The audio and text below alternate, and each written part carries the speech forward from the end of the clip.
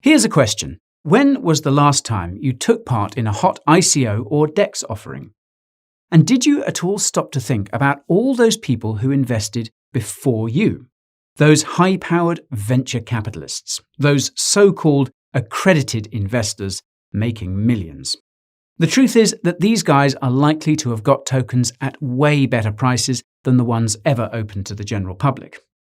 Seems like a shadowy world where the private sales just allow the rich and powerful to get richer, right? In this video, I'm going to tell you the truth about private sales and the role that crypto VCs play in the cryptosphere.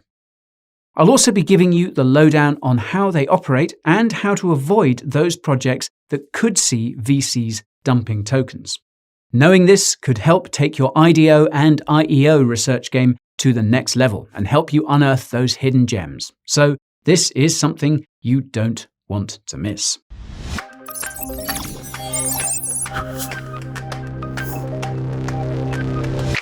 Before I drop these knowledge bombs, I do need to enlighten you on a few things.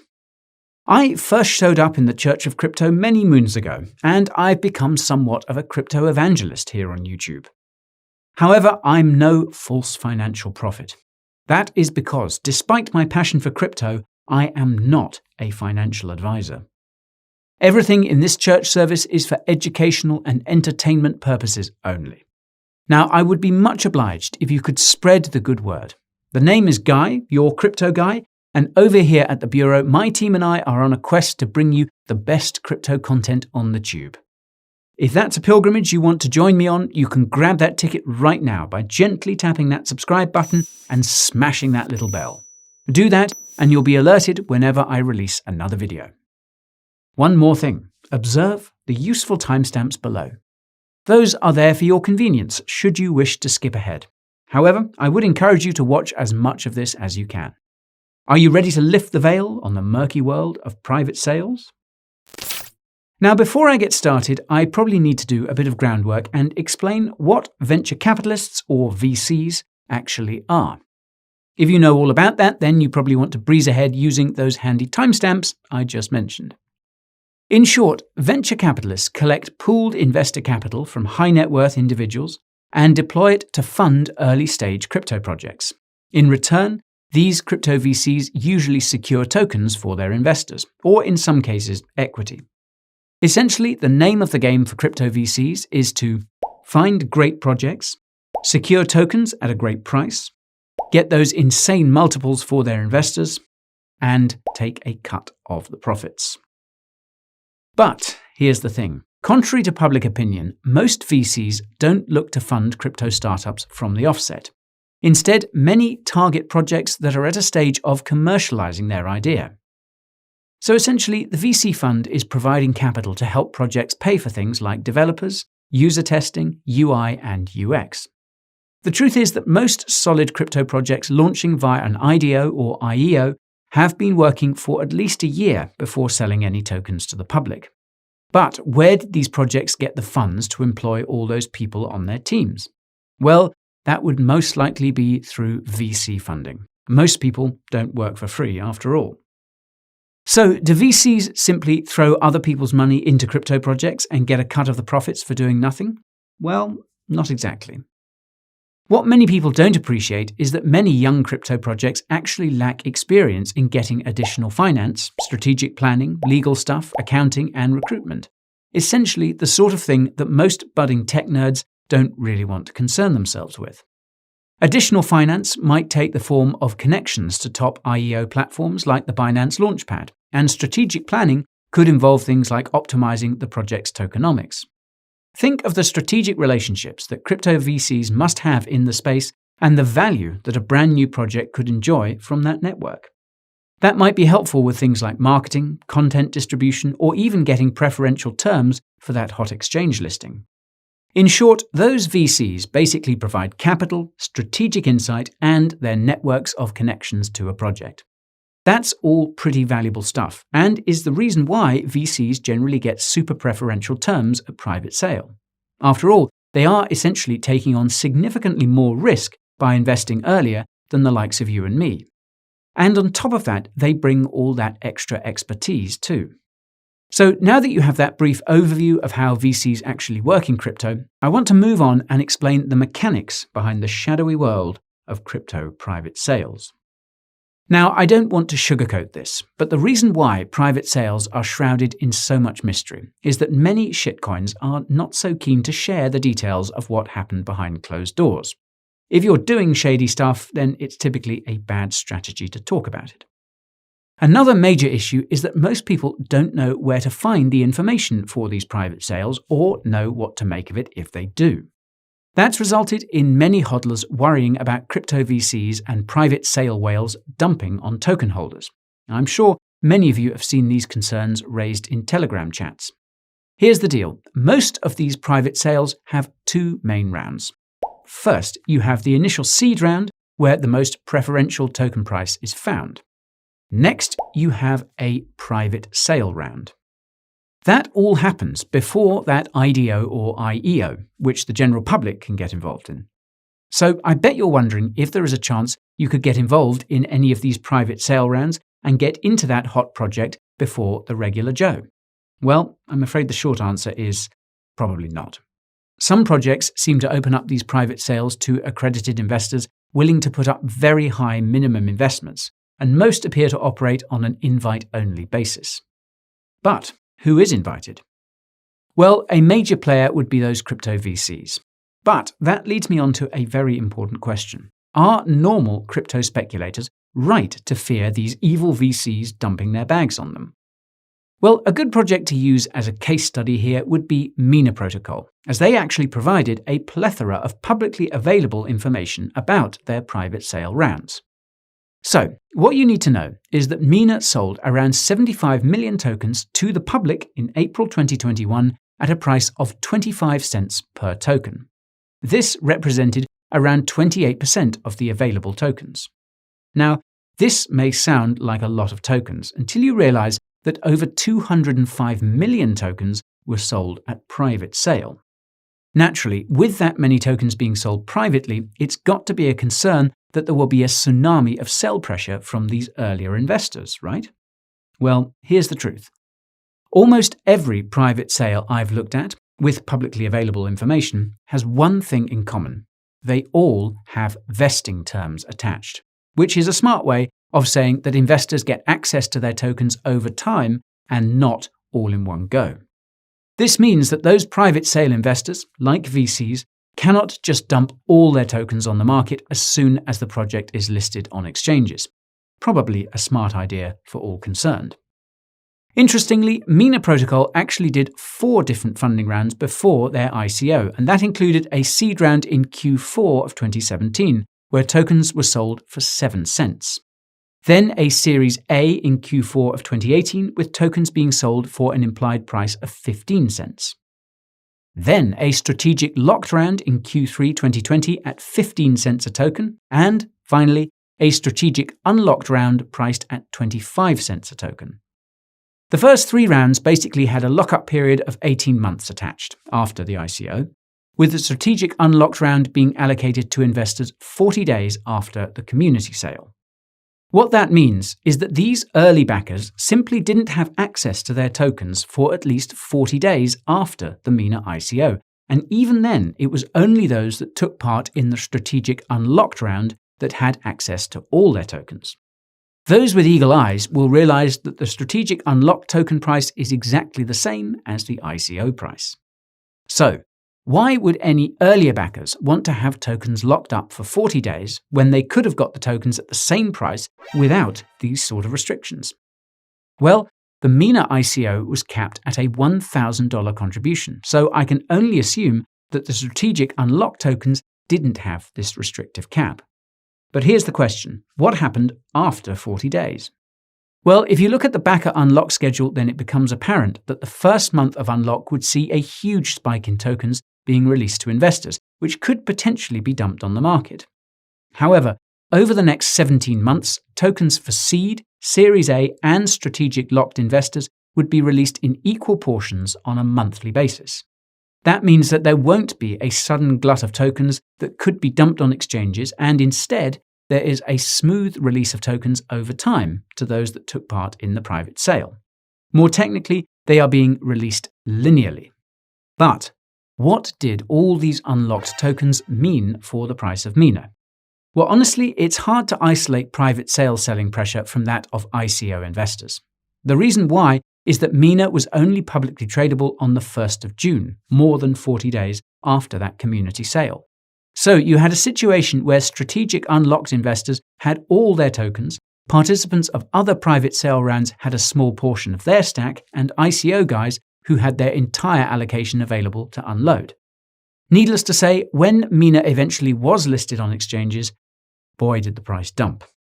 However, I do need to point out that although the Mina price fell hard after being listed on exchanges, it is sitting at a bit more than $2.50 a token at the time of shooting this video. This represents a 10x increase on the ICO price. So yes, Mina did perform well for those fortunate enough to get in early. But here's the tragic thing. Many people must have got caught up in the initial hype around Mina when it first listed and bought those tokens at sky-high prices on the 1st of June.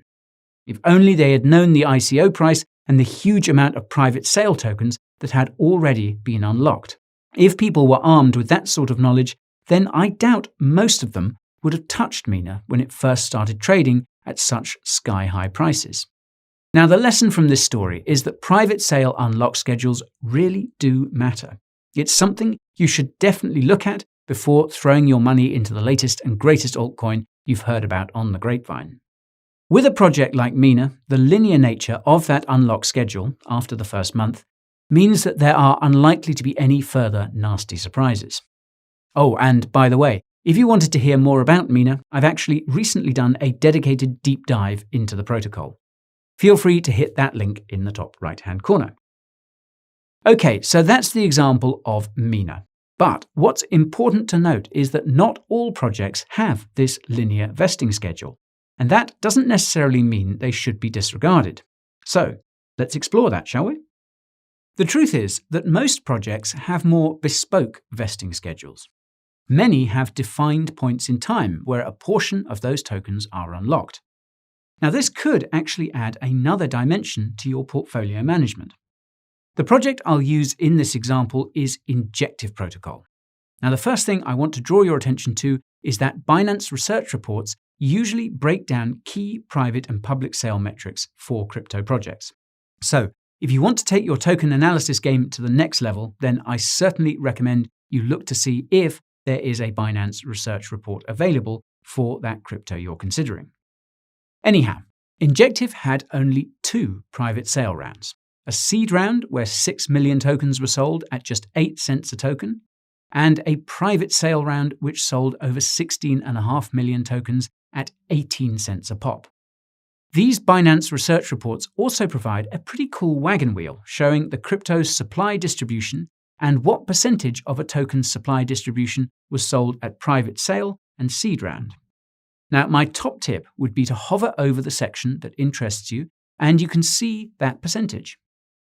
Here we can see for Injective that 6% of the tokens were sold at seed round and that 16.67% were sold at private sale. Now, after getting my calculator out, this means that private and seed level investors accounted for about 22.5% of the total INJ supply. Quite a hefty amount. But what about those vesting periods? Well, you can actually work this out by looking at those Binance research reports and checking out the token release schedule section.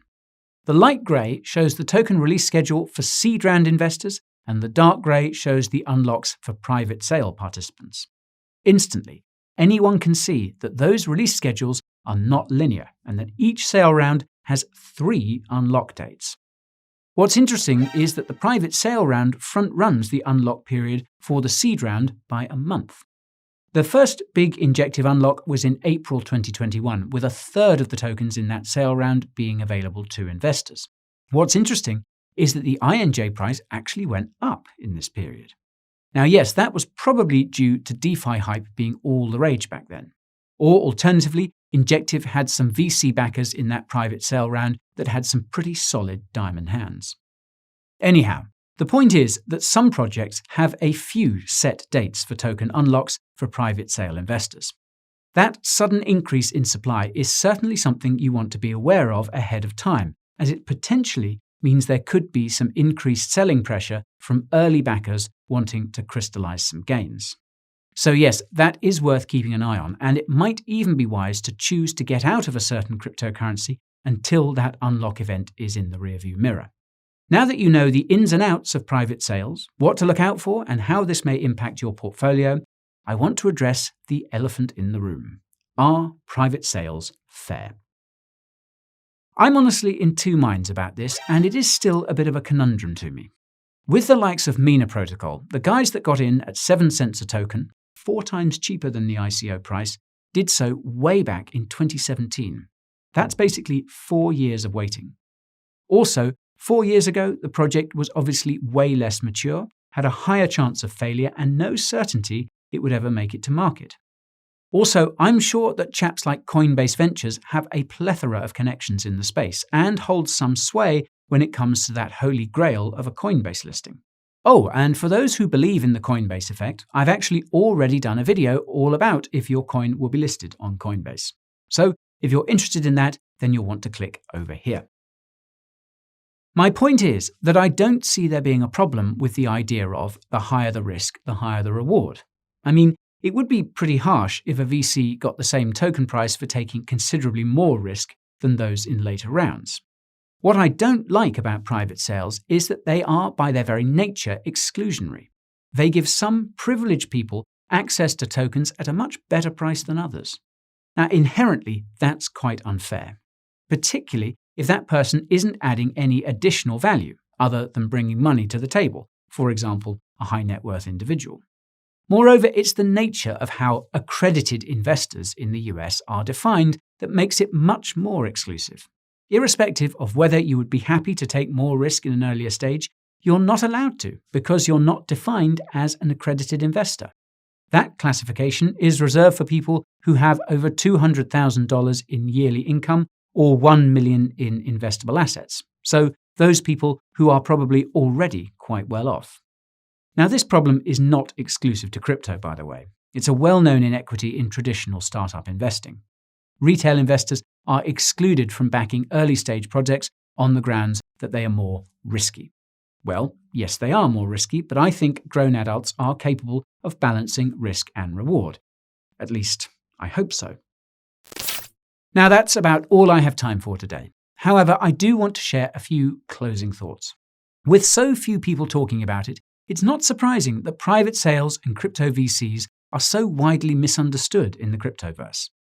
The mistake many people make is to think that just because they cannot get access to these private sales, that there's no value in learning more about them. Well, I hope I've now shown you why unlock schedules should be a critical part of your crypto research when taking a deep dive into a project.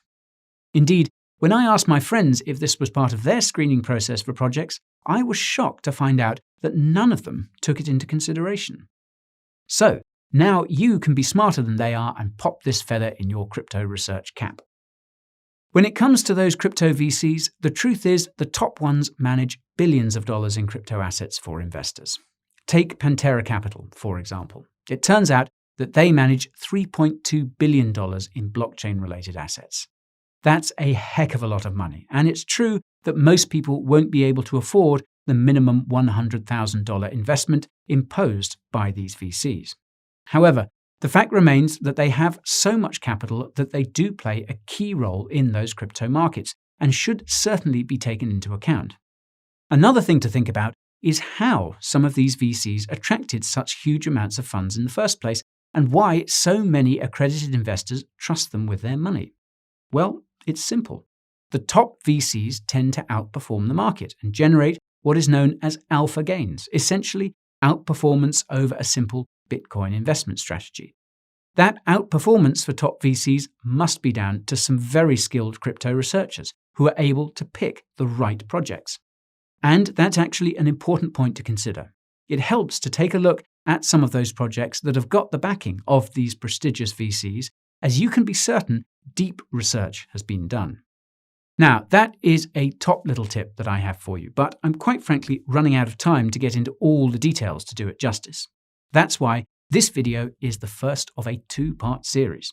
So, In the next video, I hope to take a look at the top 5 VCs in crypto to watch out for. So be sure to keep your eyes peeled on the channel for that. And now it's time to hear your thoughts.